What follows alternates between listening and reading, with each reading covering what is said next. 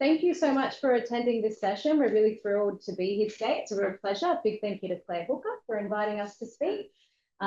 We were kind of intimidated when we came. We're not impact experts by any means. We're really, I guess, practitioners. Practitioners on the ground. Who've taken a really pragmatic approach to evaluation in the arts. I'm Jessica Pantano. I'm the Impact Manager from Milk Crate. And this is Jodie Wainwright, our wonderful CEO from Milk Crate. And we'll get started.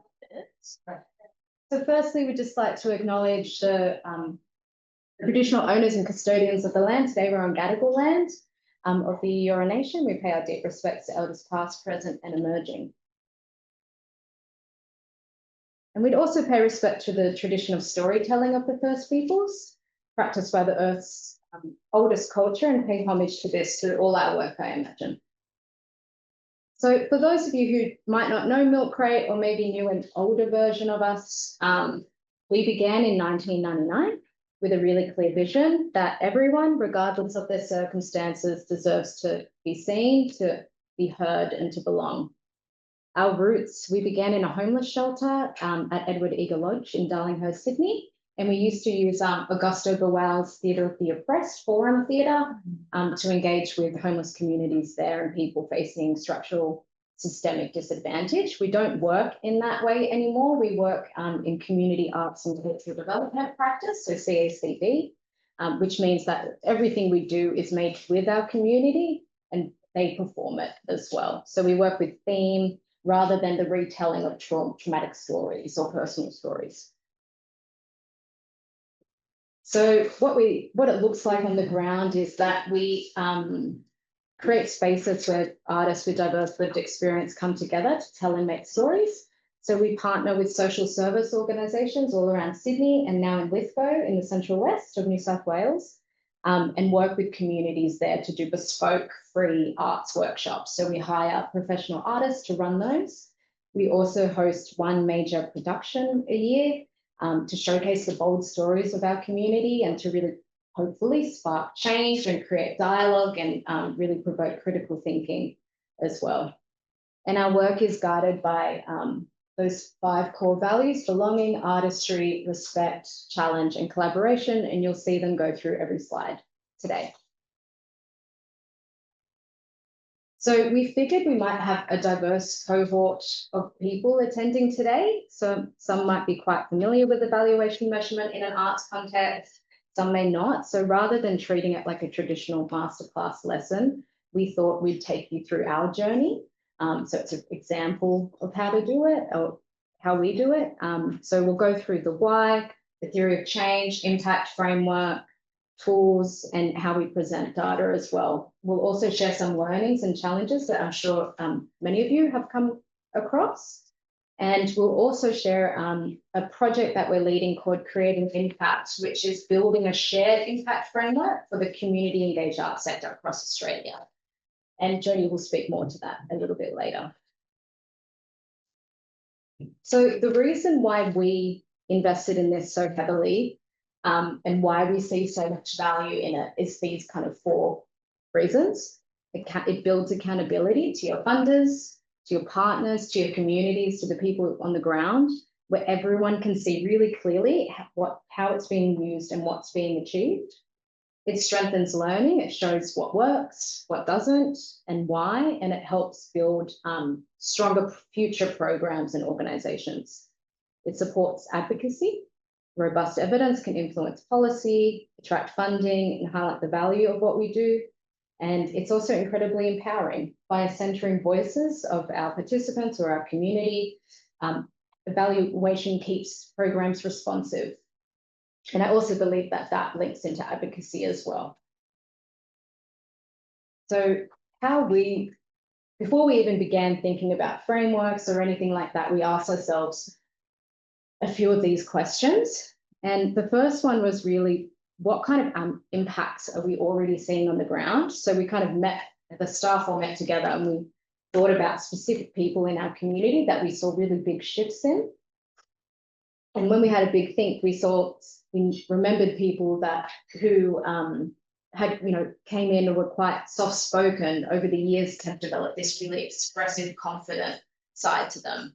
We noticed new friendships building outside of programs, all this networking happening. We saw skill sets being developed, that really lovely soft skills that the arts is really good at. People were getting long-term employment. Even one of our community bought a property. So we noticed all these big shifts happening. Second, we did a bunch of research. We looked at other frameworks of organisations that we really respect. We specifically looked at one in the UK called Streetwise Opera. It's very similar to Milk Crate. They do opera as their art form, and they work with people experiencing homelessness over there. And they have a really fantastic, highly recommend looking at their theory of change. What's the name again? Streetwise Opera in the UK. I believe they're in London. They're London-based originally, I think they've spread out. Yeah. And then we wanted to really think about the broader picture. Okay, we have the kind of impacts for the individual. What impact are we having on our audience, or what do we want to have on our audiences? And then on that wider sector level, how do we fit into the arts and cultural sector of Australia? And what do we want to influence and do there?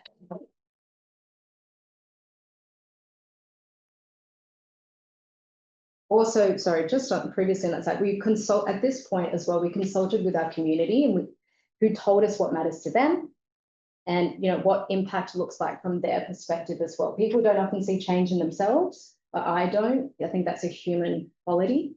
So those conversations were quite interesting. And we discussed viable ways to collect this data and who's holding it in the organisation. I think that makes a really big difference to if it's going to work. If someone's leading it, that was really important to us as well. So a little bit about our journey. Like many in the sector, we had a theory of change. It was not great, I guess. It looked like a lot of others. Yeah. It had pretty pictures on it because we're an arts org. But we redeveloped, that's what we said. We redeveloped and made it more robust and rigorous. We then built an impact framework with really clear measurable outcomes that we took directly from the theory of change.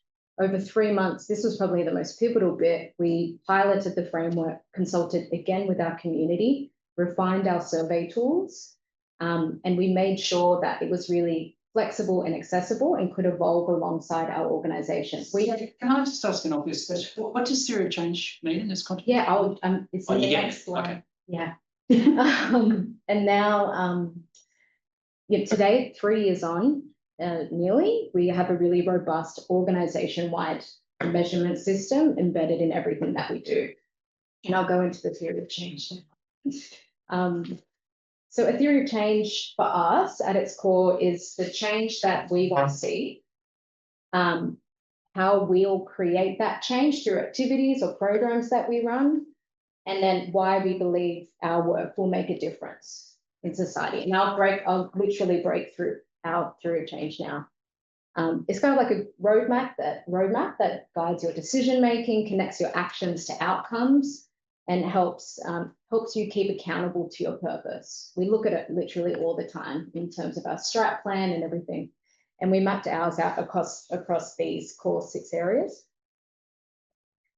So for us, the change that we want to see, a lot of theories of change are embedded in a kind of deficit and issue. We like to think of it as the change that we want to see. And I want to read through this wording anyway, give some time. But ultimately, we're focused on the issues of inequality and systemic exclusion. We see these as the root causes of many issues experienced by our community, the people that we work with. We see daily that our community do not have equal access, and many of them live with disadvantage and face significant barriers to support or experiences they deserve to realise their full potential. We also see this in an arts context, in the arts sector, that we know the arts is a strong vehicle for building social capital, and it can also challenge mindsets and break down barriers. However, we're seeing a big underrepresentation of people with complex lived experience, our community, represented in the mainstream arts discourse. So we're seeing that creative practice is not really there for all. So our response, our strategy to that change is that by harnessing the power of the arts, we aim to build social capital and empower communities to create a life of their choosing and to go out and really foresee their aspirations, achieve their aspirations. We hope to challenge social structures and influence decision makers by giving our communities a voice, and to create a more inclusive system within the arts sector. We use CACD best practice. So the work is, like I said before, made, led, developed, motivated, performed by them. And we know the arts are a vehicle for change. So by maximizing production, we put on a really beautiful show, we'll maximize the impact, hopefully. And I'll hand talk about the mission and that impact. Yeah, so yeah.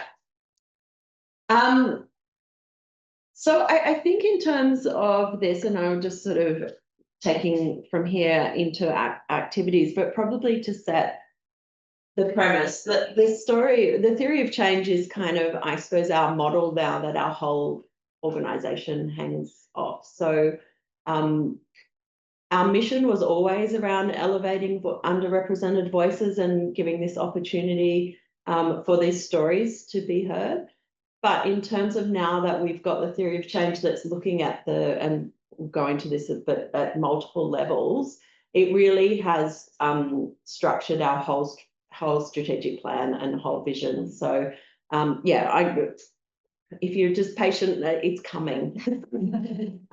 So in terms of our activities, generally, the base of our work is on the ground in community. So it's not the glamorous glitzy show that you see on the stage. It's the weekly touch points where we're actively in grassroots working with community on the ground.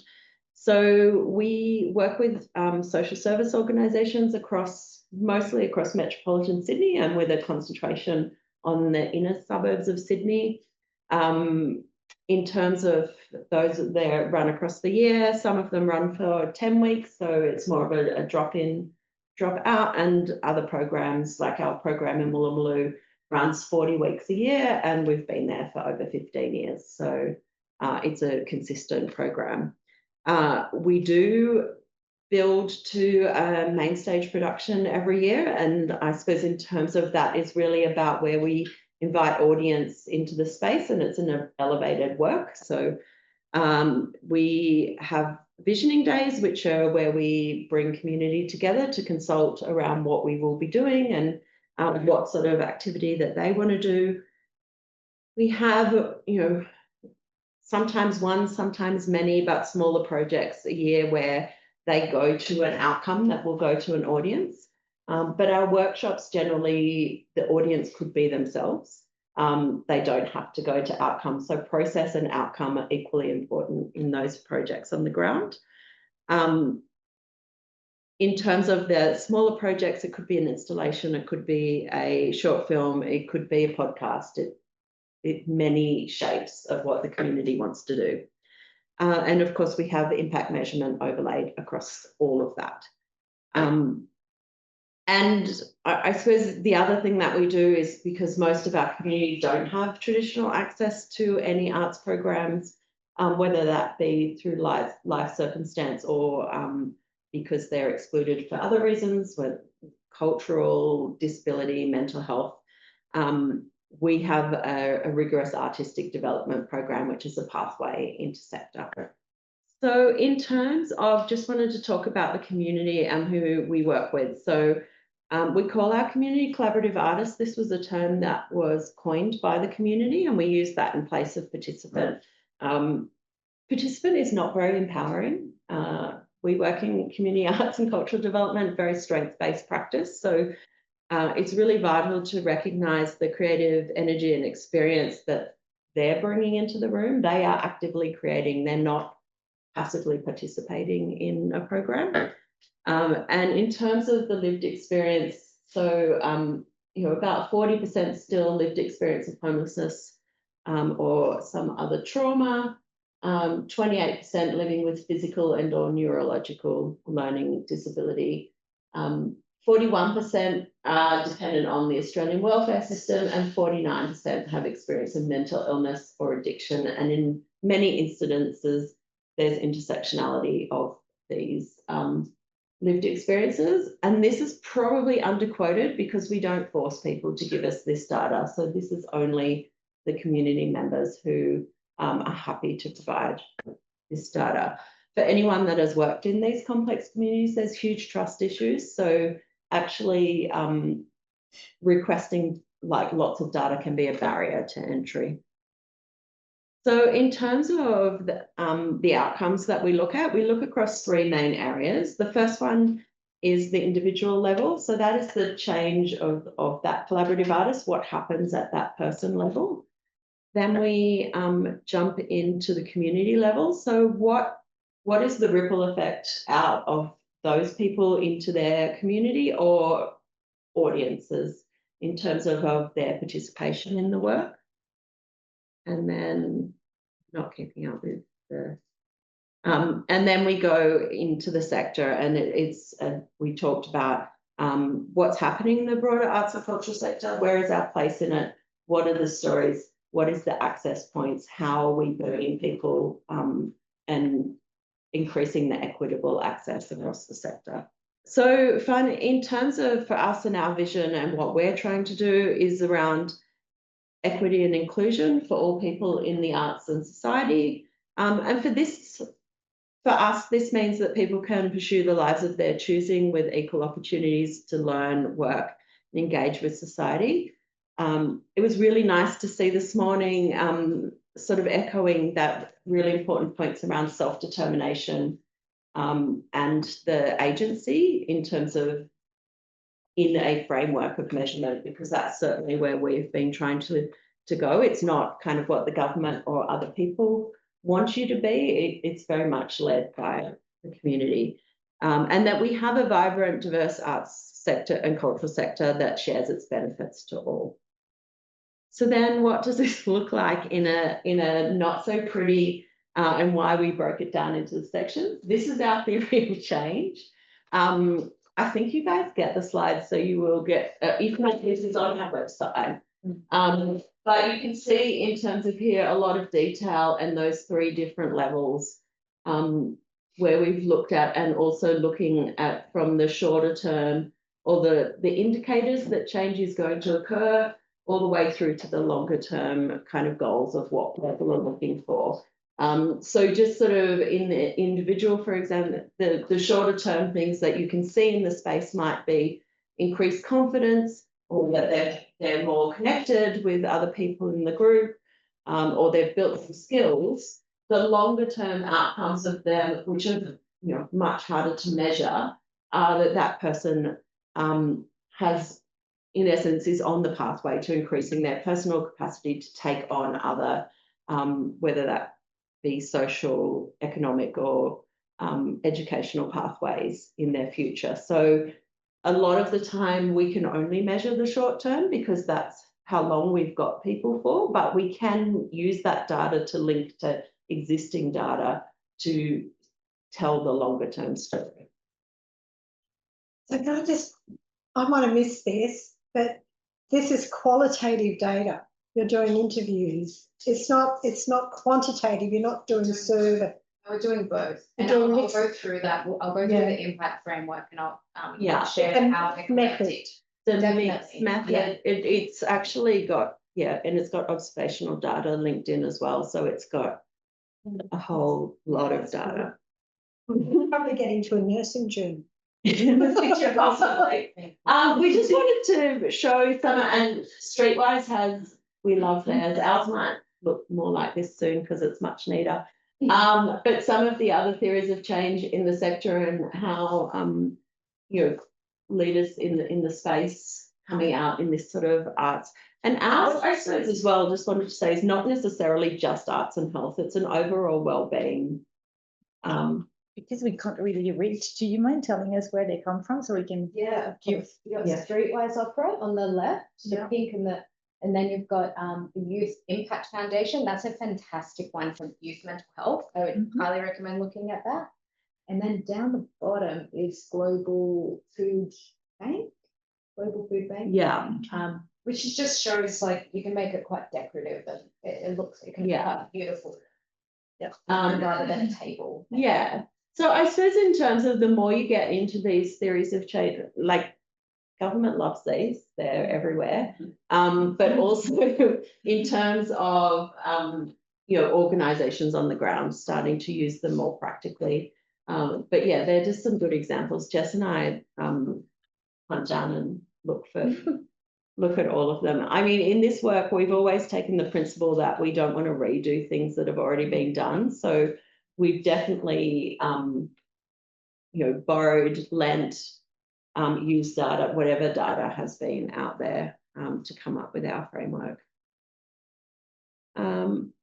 And then applying the theory of change and the benefits to us. So it's really clarified our goals and pathways for our organisation. So really made the connection between our activities and our intended outcomes really explicit. It aligns our stakeholders and teams. So everyone has a shared understanding of what success looks like and how we intend to get there. It doesn't mean that every program works, but we have thought about and put the principles in beforehand as to what we think will work, and then we evaluate, and sometimes it does and sometimes it doesn't. You have to change your approach. And it surfaces assumptions and really encourages critical reflection as a team around what needs to be in place for change to occur.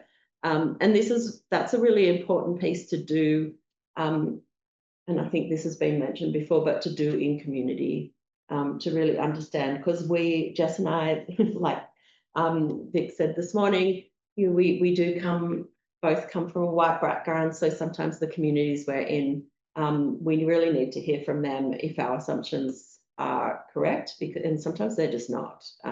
So you hear a lot of things on the ground.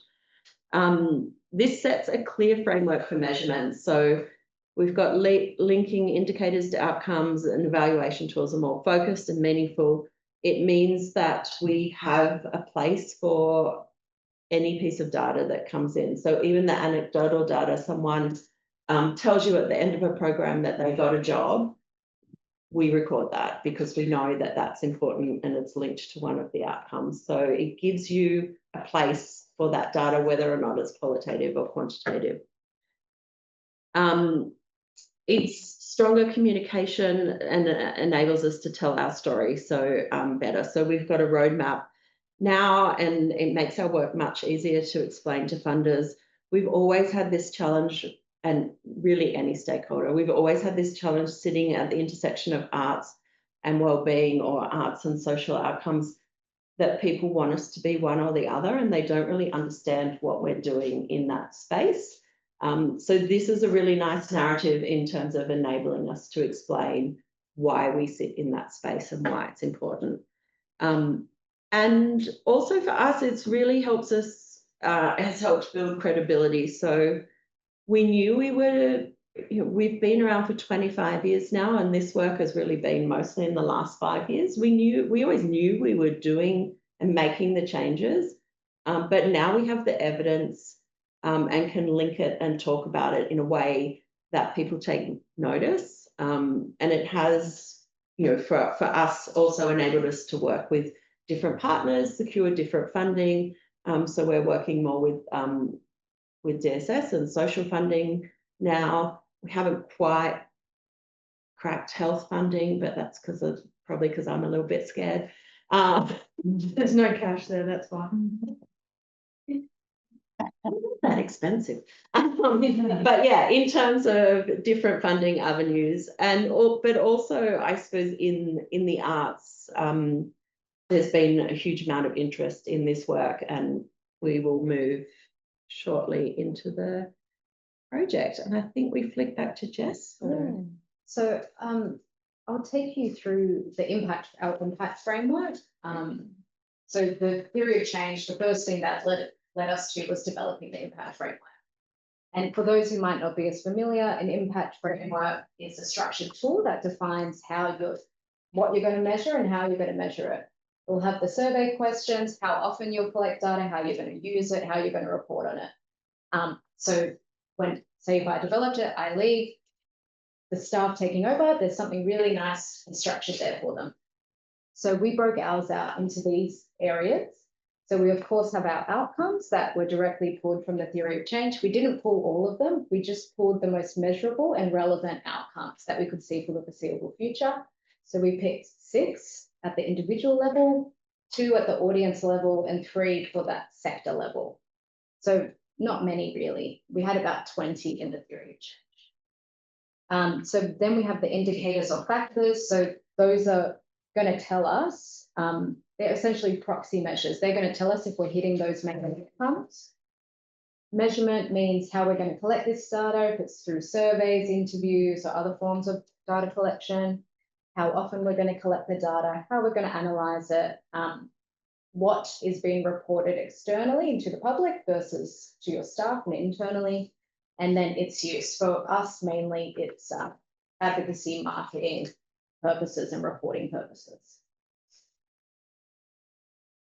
So this is a little taste of, it doesn't look like this, it's really ugly in an Excel spreadsheet, but I tried to make it look a little bit more presentable here.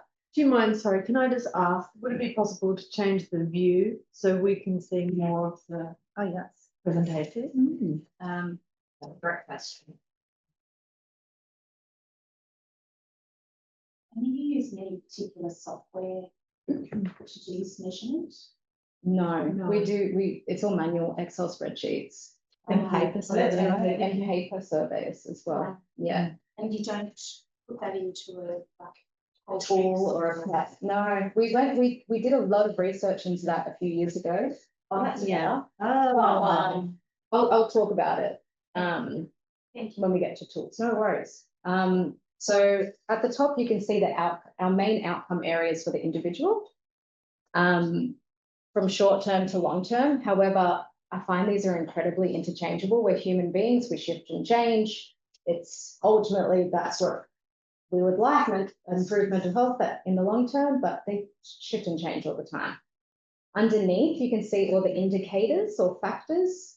So we essentially use those to frame our survey questions and interview questions. And they help us see if the outcome is being met. We collect surveys, so our main tools are surveys, interviews, debriefs. We do observational reporting, so workshop reports after every session. But essentially, we collect our surveys post-program or for year-long programs twice a year. We only do reflective surveys because we found that asking someone to do a pre-survey that had never come to a milk crate workshop was a barrier to entry. It would turn a lot of people off.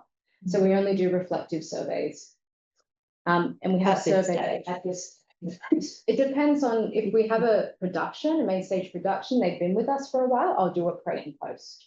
And that's a different survey because it's much more in depth. When you go to production and people are on stage performing, a lot more complicated outcomes are happening.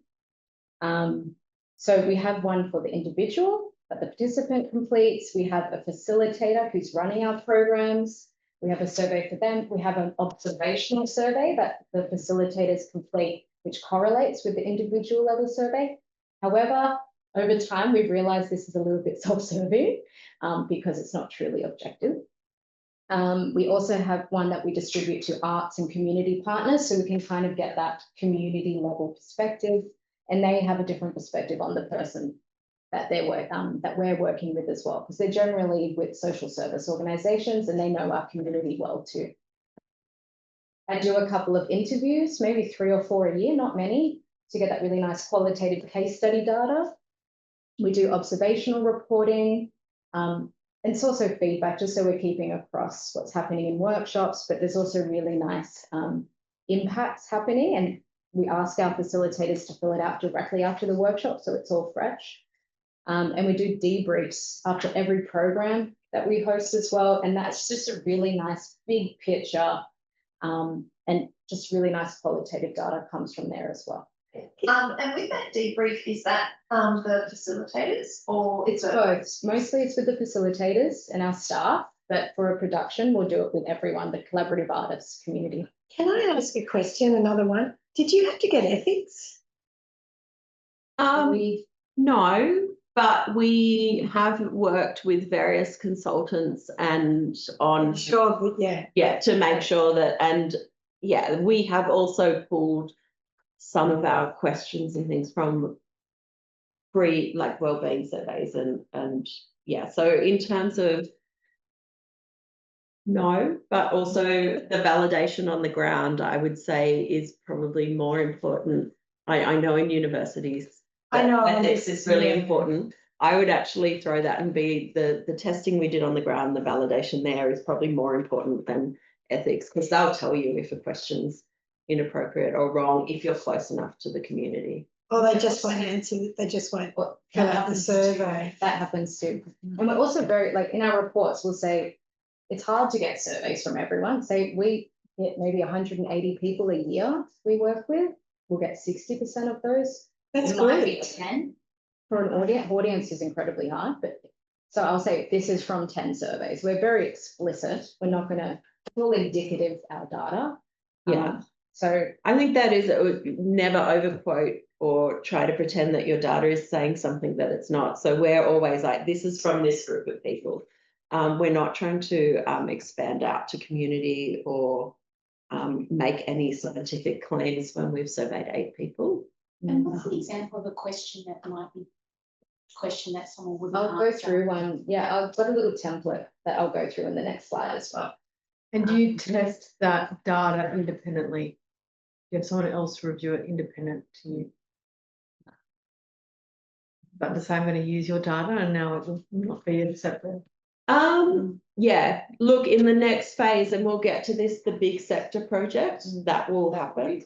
And it will all be tested, but yes, and that is one of the reasons behind but I'll let Jess do this because it'll make sense when And I'm very aware of time. Yeah. So we have about 25 minutes. So very quickly, the audience level, these are the 2 outcomes that we measure if its perceptions are challenged. So a survey question for that would look like, I was open to new ideas during this performance, or I was forced, or I thought about social issues that people face during this performance. And our other big outcome for that is that works are seen by communities, those who usually face barriers to seeing theatre, financial barriers or otherwise, and people of influence, decision makers, government, people. So what we try to actively do is have this combination of the community in the space, but also people that are making decisions that affect that community in the space, because you all know the power of storytelling and hearing those stories can spark change in those big decision makers as well. So trying to affect from both sides. And that's really output data heavy, tracking PR lists and things like that. Collecting audience data is really, really hard. I'm sure we all know, especially through a survey, but we're trying to think up, and through our big project that Jodie will talk about, more creative ways to do that, post FOIA, letter writing exercises or something like that. It's a little bit more engaging to get nice qualitative data from. And then our sector level outcomes are that we hope we're innovative as an arts organisation, both in our artistic practice and impact work, that we share a wide range of stories and diverse voices, and that we're a sector champion, that we're a community arts and cultural development champion. And this is all kind of done through, again, very output heavy. We're tracking awards that we've won, stakeholder engagement. We have an organizational level self-reflective survey that we complete as a team at the end of each year. And it's also a lot of reference to industry research and linking our work to that. So here's a little template of an impact framework template. Here, the outcome is connection. I will also say here that this could be a lead indicator. Connection, improved connection for a person could be a lead indicator to improved health outcomes, right? It doesn't have to be the ultimate outcome. It could be a lead indicator towards that. The indicator or factor, so our little proxy measures, a sense of belonging and reduced social isolation. The measure, which is the metric or an example of a survey question, could be, I feel I belong to a community or group, or lately I've been feeling lonely and or isolated. Then you have your frequency of collection, the reporting. I would be more specific in the reporting than it says there, like exactly what you're going to report to who and when. And then its use as well. which could be program development, redesign, improving current delivery, shaping future programming, or for advocacy and funding.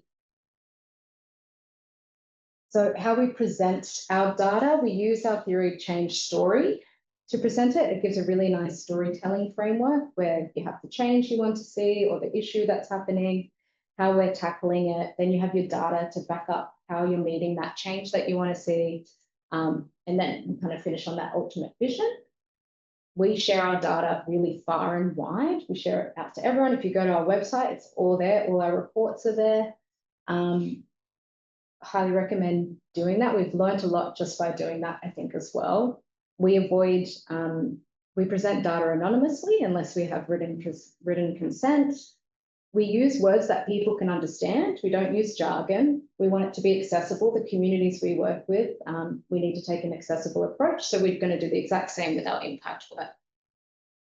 And we don't overclaim. We just say what the data says, and then we talk about it. How can we improve programs, or what are we going to do because of this low score?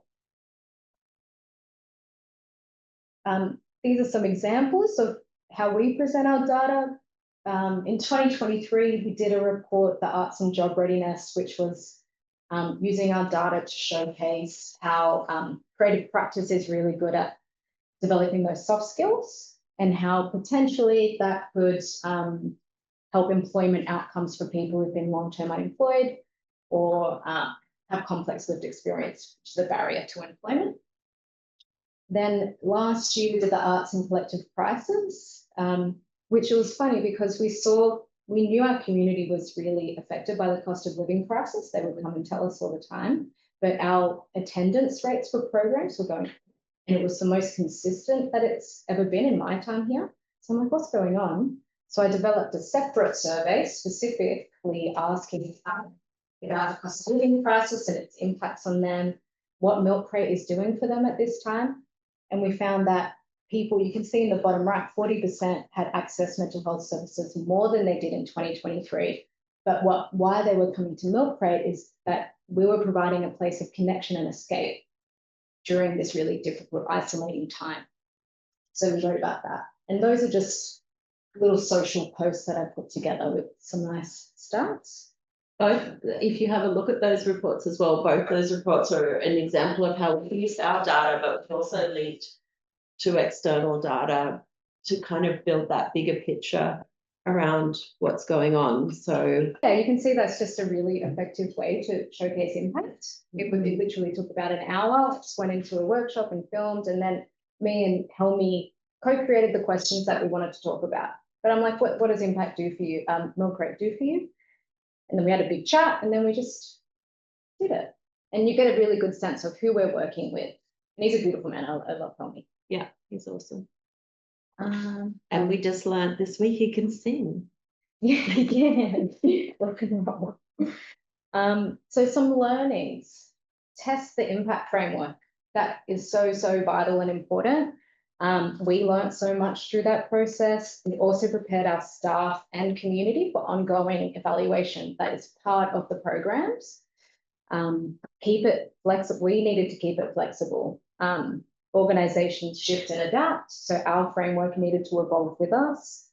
And to be honest, we're learning on the go. It's a big sector. There's always new stuff to learn. We're still figuring out stuff. And like I said before, we're not experts. We're just practitioners on the ground doing it. Share the data back. It doesn't just inform program design, but it's really, it means a lot to people. Like I said before, people don't see change in themselves very often. When they see it in black and white, it's really meaningful to them. And especially for the facilitators as well, the professional artists leading the workshops, the impact that they're having, it's incredibly meaningful, and highly recommend doing that. We should be doing that. For us, having a board member on our board was who was an impact expert was really a game changer. We had free consultation in the early days and really helped us kick off and move so quickly, I think. Borrow from others, steal from others. Look, we highly recommend it, and Jodie will go through the shared impact framework when it's all verified and it's gone through the ethics committee, take directly from it. It's going to have survey questions in there. It's going to have outcome areas. It's got health and holistic factors. Take from it and make the outcomes meaningful for your organization.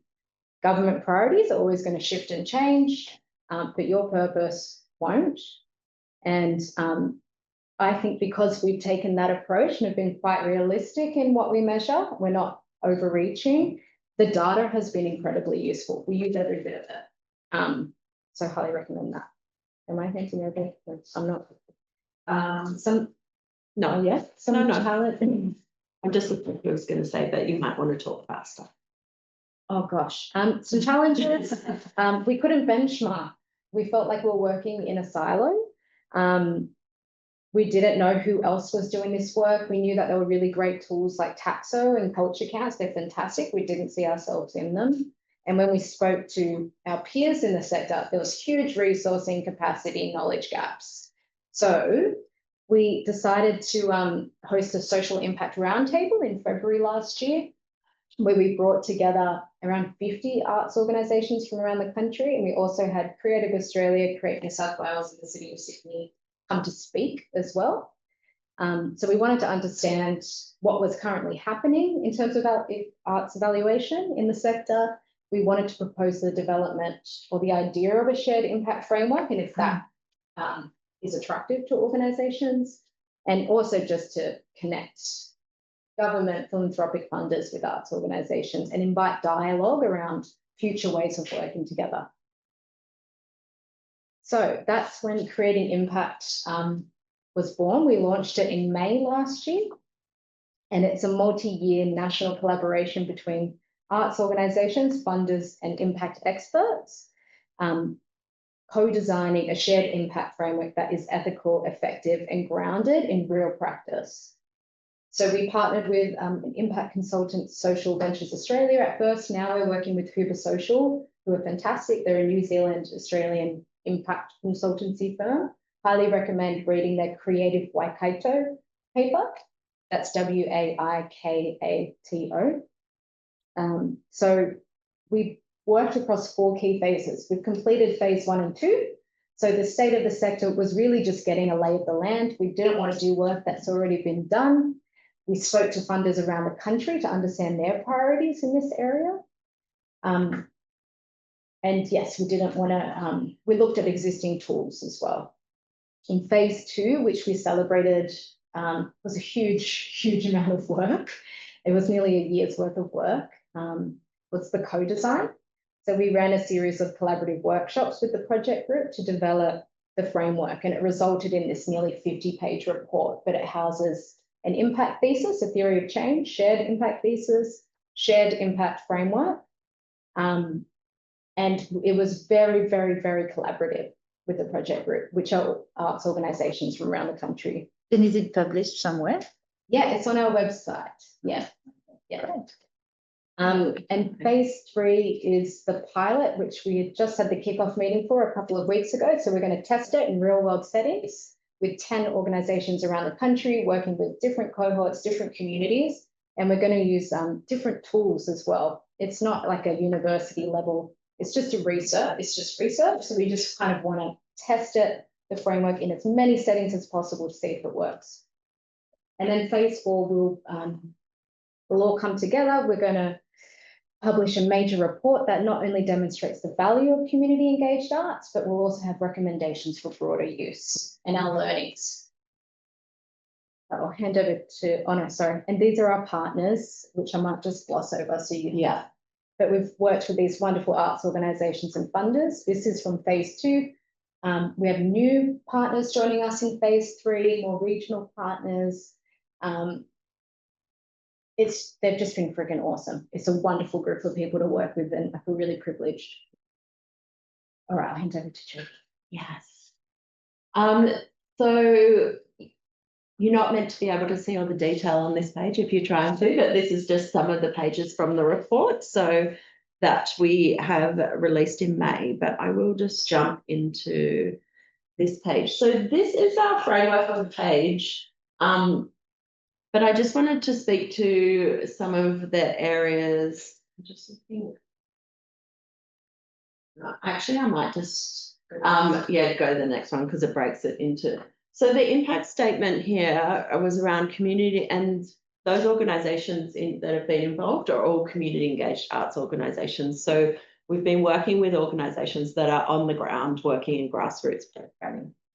Community engaged arts organisations invite and support people to shape their own paths and stories and create a life they truly value through creativity. So I suppose in terms of, whilst that's a short statement, a lot of work went into drafting that. But I suppose just to pull the important things out, and I think it really echoes some of the presentations this morning, that it was really important that the statement was person-centered and strengths-based. So a lot of theory of change and from academia and also in the social sector and government start with a deficit focus, and being CACD practice, that's not our practice. We're all about the strengths in the room. So we wanted to turn that on its head, and that's why we've come out with a strengths-based statement.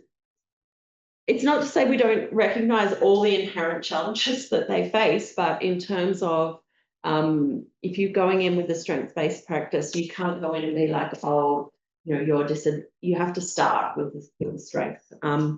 And also really strong drive to ensure that the statement really supported that agency and self-determination around the pathways that they valued, as opposed to placing societal judgment. And this is also because as a cohort of organisations, we're all working in very different communities. So some of the Western Sydney organisations are very multicultural. The WA and one of our new partners are in remote Indigenous communities. We're in homeless community. There are all different challenges, and you cannot set the path in a shared framework for all of those communities and be the same thing. So it has to have that self-determination. So just jumping into, and this first phase really focused on the individual outcomes, and it was a lot of work to get to these. But in terms of the kind of the 4 areas that were kind of worked through with the organisations that the arts was really good at, was around agency and I suppose that elevation of voice, connection, capabilities.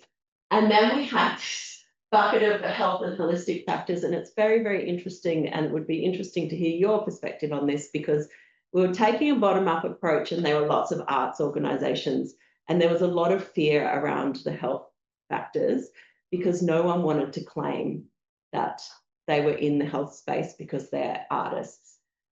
We have included them in the framework because they're incredibly important.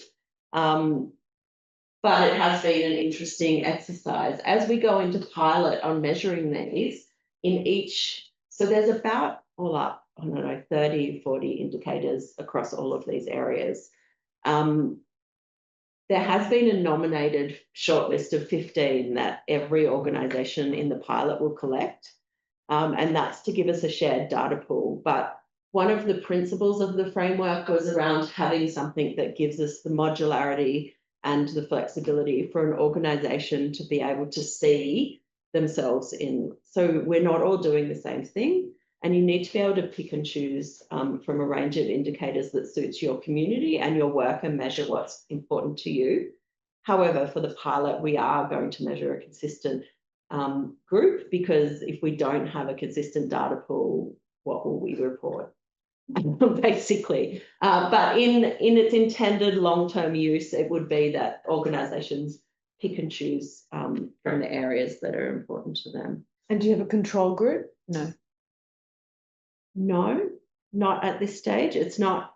So this framework is about to go through ethics, and because we're looking at designing tools now, so we're in the getting ready to measure phase. So that's all going on.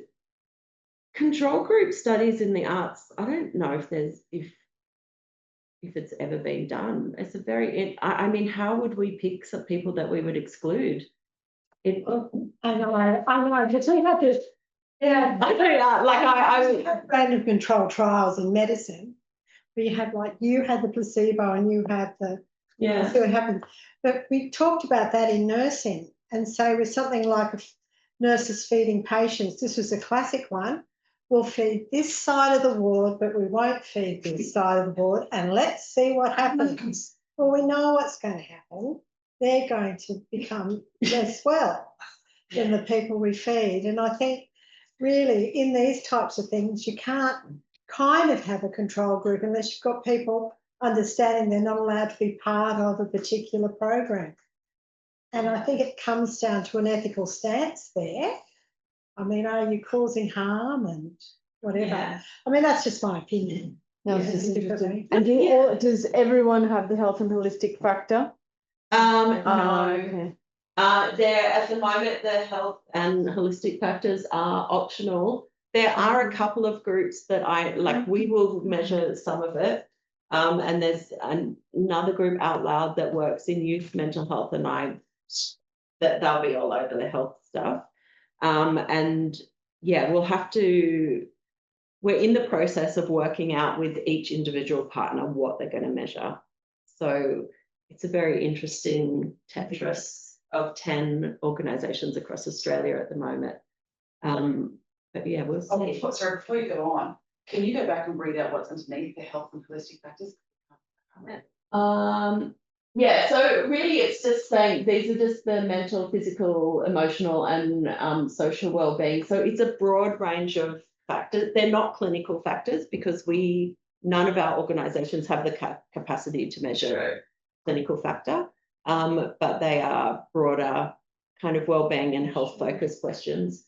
And how long will your pilot run for? How long's the period of evaluation? We're in the process of determining that, at least 6 months, possibly a year.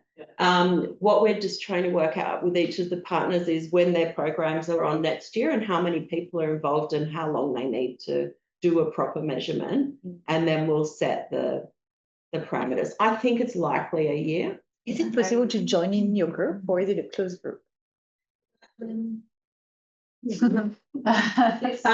It's so maybe, but it's all coming down to cost at this stage because the pilot is enormously expensive because of all the partners and the complexity. So in terms of I'm not saying 100% no, but it's probably hard for it. It might mean we might need to make more money, bring in more money to bring on more partners. I've got one more question. And how many people are you thinking of evaluating throughout? Even approximately. I would say, it could be anywhere between 500 and 2,000. Like some of the partners deal with a huge amount of people, and whether or not the question is, can they get measurement from all those people? Yeah. So it is a pilot, not a research. So I suppose in terms of we will be interested in the data that comes back out of this, but we're also interested in how it worked. The application of the framework, were you able to use the tools, all of that kind of more mechanical information at this stage as well. So there will be people collecting the data in different ways. There will be also, so whether or not that data is even able to be aggregated in a scientific way at the end, we won't know until. So they're all choosing their own tools and not necessarily. We've got Herb Socials working, meeting with everyone individually to work out, but for us, for example, we already have tools, so we want to just insert it into our existing processes, and there will be orgs like us, and there are other orgs that have done no measurement, so they need from scratch kind of assistance. We'll probably be testing 4 to 5 tools. Mm. Yeah. And some organisations might use the same. 3 might use 1 tool. I mean, and we'll probably still use paper. Yeah. Because it works best. I'm thinking of having a QR code going into poll tracks. So, because to avoid, say, transcription. So they would need mobile phones to do that. Well, they have mobile phones, but mobile phones that can do a QR code or enough data, or technology is a barrier in the communities that we work. We also find we just it's just hard for them. It's more personal. So we just get more on paper. Fair enough. But I just had a curious question about the partner organisation. So is everyone offering the same type of arts program that Milk Crate do, or have you got variety? No, You've we've got got multi-art, controls. we've got dance, disability, we've got, Yeah, I mean, some are like, yeah, different. Some are visual arts, some are theatre based, some are performance based, some we are. all work in community engaged arts Yeah. practice, Yeah. so we all work very similarly. Our program is very similar. It's just different art forms. Because there may be potential for a crossover trial where people do one type of arts intervention and then they go and experience another one, and then you've got a kind of control method. Yeah, in I think in terms of for next this, phase. yeah, in terms of this at this stage, the purpose has been to get a framework that we share Which and one's to right? prove that it works, that we can all agree to measure the same thing, would be an amazing step for the arts sector. If we can, so if we can all agree on that, and then the other side and why the funders are part of this, if we have the funders agree that that is also the data that they want back, because most of the reason we're collecting astronomical amounts of stupid data that doesn't mean anything to anyone is to equip to a funder. And then, yeah, we have. And then get more funding, because you've done so well. You've shown what a wonderful job you've done. The other week we were in a room though, and yeah, one of our funders, well, big government funder, said, oh, it'd be really great to know about the size of the sector and the employment stats. And I was looking at them thinking, oh my God, I give you that in every single freaking acquittal I've ever written. You have the data. Like, what are you doing? But anyway. We're running over time. Yeah, so that's, I suppose in terms of that's the big project and where we're at, that's probably in terms of the other bits, yeah, just going into, so we've just done the kickoff looking at the broad, that Ripple Out group, the audience group, and they have put some more work into the framework around there, but we're also looking at I suppose some more creative ways to get data out of that group, because there is, as we said, it's incredibly challenging. And do you find you have issues with literacy as well? In our, yeah. And certainly in terms of that has been discussed, because some of our groups are also culturally working with communities who work in different languages. So whether or not the tools are translated, which luckily we have another funder that will do that. So that's good. But yeah, it's a really, really big, juicy project. We don't know where it'll end. When it will end, it might not ever. Are you using Taxo as the tool out of It is being used. With It one will of the be pro- used with one one the of the organisations. projects.